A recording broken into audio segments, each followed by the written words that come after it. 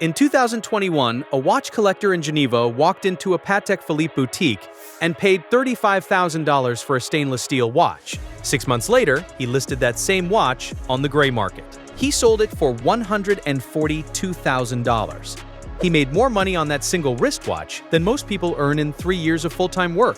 But here's the part that nobody talks about. He was not some hedge fund manager with inside information. He was not a professional dealer with decades of experience. He was a dentist from Zurich who simply understood one rule that almost nobody in the mainstream world knows about. Most luxury watches bleed value the second you walk out of the boutique. But 5 specific watches operate by a completely different set of rules. This single truth reveals something fascinating about the global luxury market. Because while cars, jewelry, art, and almost every other luxury good depreciates the moment it changes hands, a tiny handful of timepieces have spent the last 50 years quietly compounding in value like a blue-chip stock. And the people who figured this out early have made fortunes. By the 1970s, the Swiss watch industry was in full collapse. Japanese quartz technology had just arrived, and it was devastating. Brands that had survived 2 world wars could not survive a battery-powered movement that cost $2 to produce. In less than a decade, Switzerland lost 40,000 watchmaking jobs. Historic maisons were shuttering. The entire culture of mechanical watchmaking was on the edge of extinction. I like to think of it this way.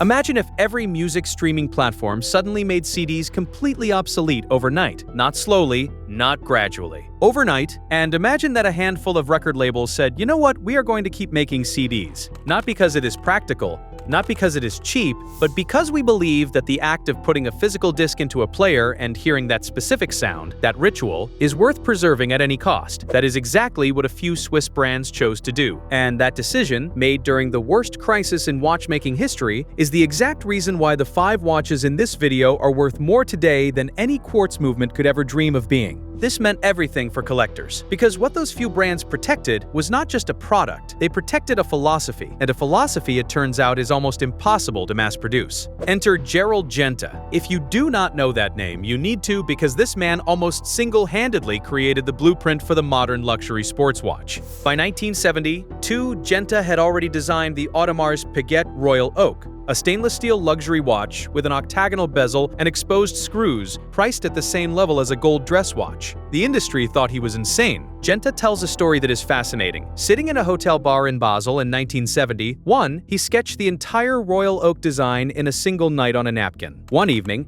one sketch. The result became the most recognizable sports watch design in history. 4 years later, Patek Philippe called him. What if you could design a steel sports watch for us, but make it the most prestigious steel watch ever made? That was the question on Genta's mind when he sketched what would become the Nautilus. 2 icons. One man, 1 decade, the foundations of the entire investment-grade watch market, drawn on paper in hotel rooms. So why do these 5 specific watches hold and grow their value when everything else depreciates? The answer comes down to 3 clear advantages that each of these watches share. First, engineered scarcity. This is not accidental. Patek Philippe's chief executive has publicly stated that steel watch production is intentionally capped at roughly 20% of their total annual output. That means approximately 13,000 steel references leave their Geneva manufacture every single year, shared between around 400 retailers worldwide. Do the math. That is 32 steel Patek watches per retailer per year for every model they make. And they make many models. The Nautilus alone has a waiting list that can stretch 5 years or longer. Second, in-house movements. The brands on this list do not buy their movements from a supplier. They engineer, assemble, and hand-finish their own calibers from scratch. This matters because when a brand controls its movement entirely, it controls the narrative of quality. Every single Rolex, every Patek, every Audemars Piguet is tested to chronometer standards that most brands cannot achieve. And when the movement inside a watch is proprietary and irreplaceable, the watch becomes a category of one. Third, cultural mythology. The watches on this list are not just objects, they are characters in stories that millions of people care about deeply. One of them went to the moon, one of them is worn by presidents, one of them was discontinued, and its price tripled overnight because of it. Still, even these watches face challenges in volatile markets. Between 2022 and 2024, the entire luxury watch market went through a brutal correction after pandemic-era price spikes sent values to irrational levels. Plenty of speculators got burned buying watches at the peak and selling at a loss. Flippers who had been treating the gray market like a casino suddenly found themselves holding pieces they could not move without taking a serious loss. loss. That correction wiped out a lot of amateur money. But here is what is remarkable. The 5 watches we are about to discuss held their floors better than almost every other category in the entire market. They corrected, yes, but they never collapsed. And by 2025, every single one of them was climbing again, with Patek Philippe leading the secondary market recovery at positive 7.7% growth for the full year. There is also a condition and provenance factor that most casual observers completely miss. The difference between a watch with its original box, warranty card, and purchase papers versus a watch sold without documentation can mean a price premium of 15 to 30% on the secondary market. Think about what that means. Buy the right watch, keep the paperwork, avoid polishing the case. Polishing removes original factory edges and substantially lowers collector value. And hold it patiently. You are not just preserving the core value of the piece, you are compounding it through the discipline of proper stewardship. The best watch collectors are not gamblers, they are curators. Instead of speculating in watch categories with shallow demand, the smartest collectors treat these 5 references like real estate in Manhattan.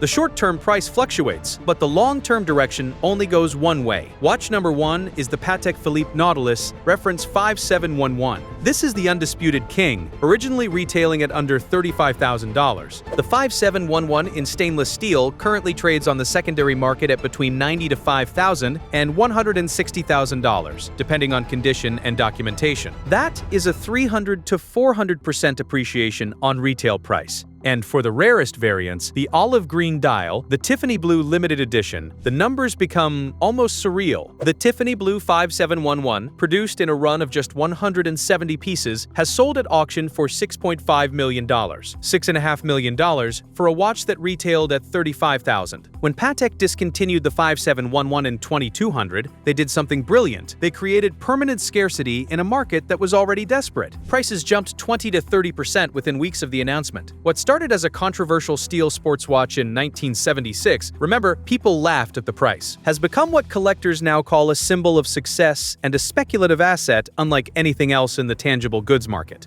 The philosophy behind the Nautilus is fascinating to me. It is not about diamonds. It is not about gold. It is about the idea that true luxury is access to something that almost nobody else can have, regardless of whether they have the money to buy it. Watch number 2 is the Rolex Cosmograph Daytona. The Daytona has a story that mirrors its name. It started as a tool for racing drivers at Daytona International Speedway, and it became one of the most financially powerful consumer objects on Earth. Today, a stainless steel Daytona with a ceramic bezel retails at $13,150. You cannot buy one at retail. The waiting list at authorized dealers stretches years, and most people on those lists never receive an allocation. On the secondary market right now, the same watch sells for approximately $25,900, nearly double retail. At the peak of the market in 22,000, 228% above retail, 228% above retail. What I love about the Daytona is its liquidity. Unlike almost every other luxury asset, a steel Daytona can be converted to cash within hours. Collectors describe it as working like cash in the secondary market. You can take it to any major city on the planet, London, Dubai, Tokyo, New York, Sao Paulo, and find a serious buyer the same day. That kind of universality is remarkable. Rolex raised prices again at the start of 2026, the second price increase in 12 months. Every time retail prices climb, secondary market floors rise with them.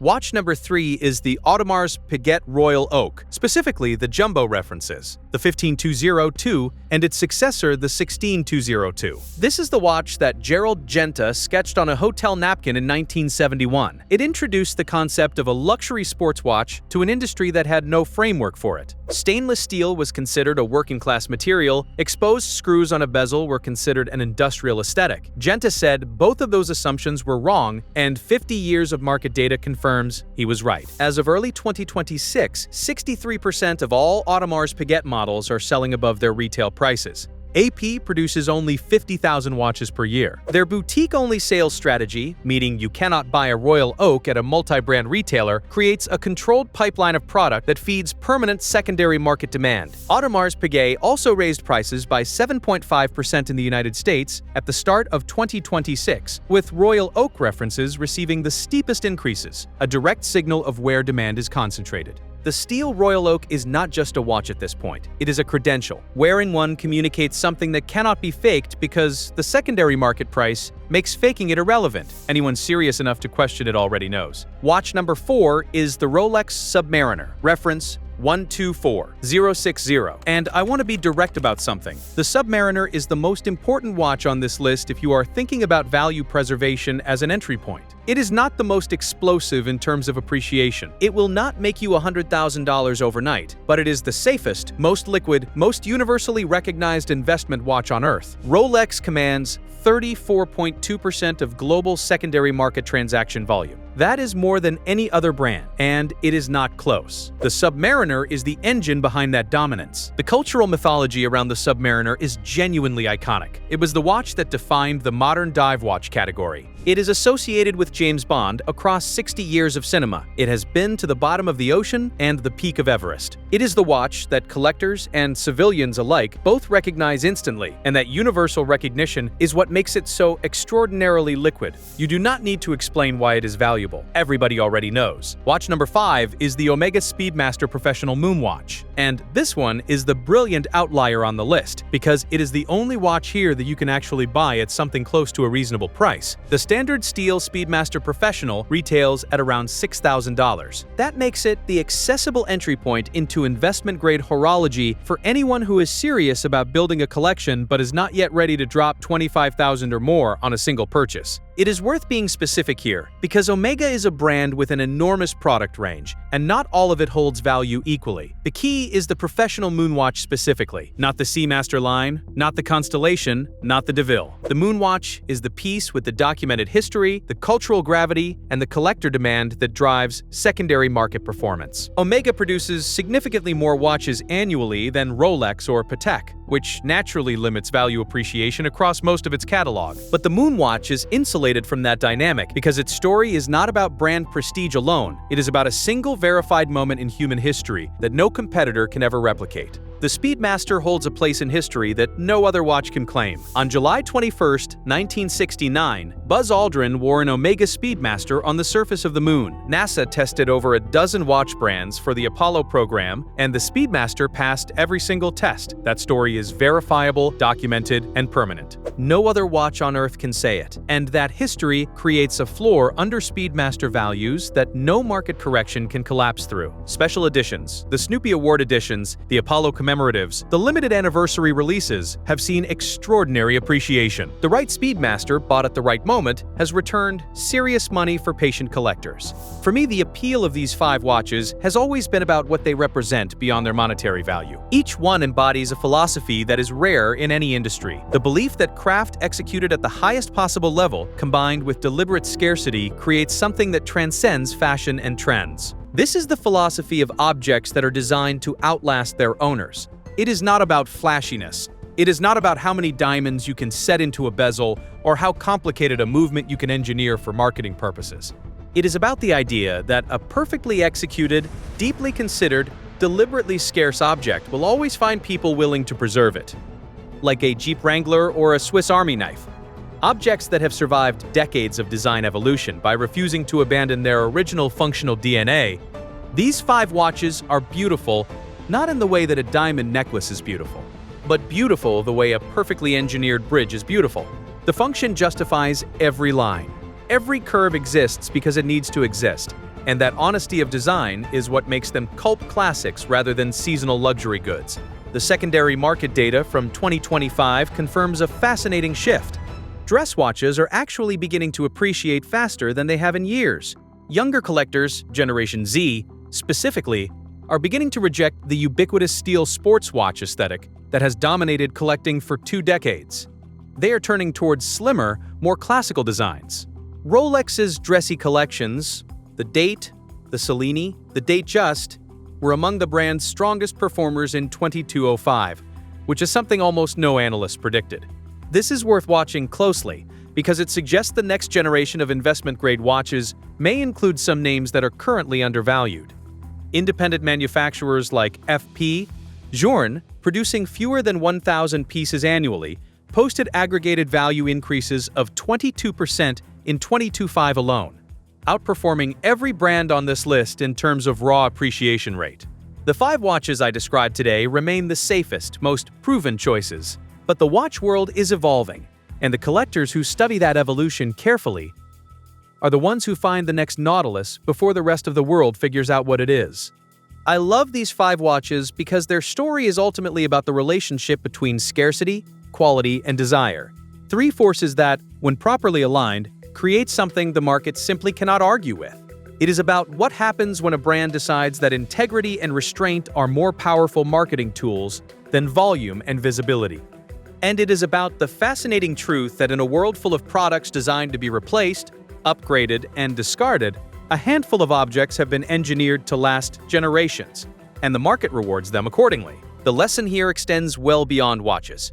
Any collector, any investor, any person thinking about where to put serious money into tangible assets should study how these 5 references operate. They are not immune to corrections.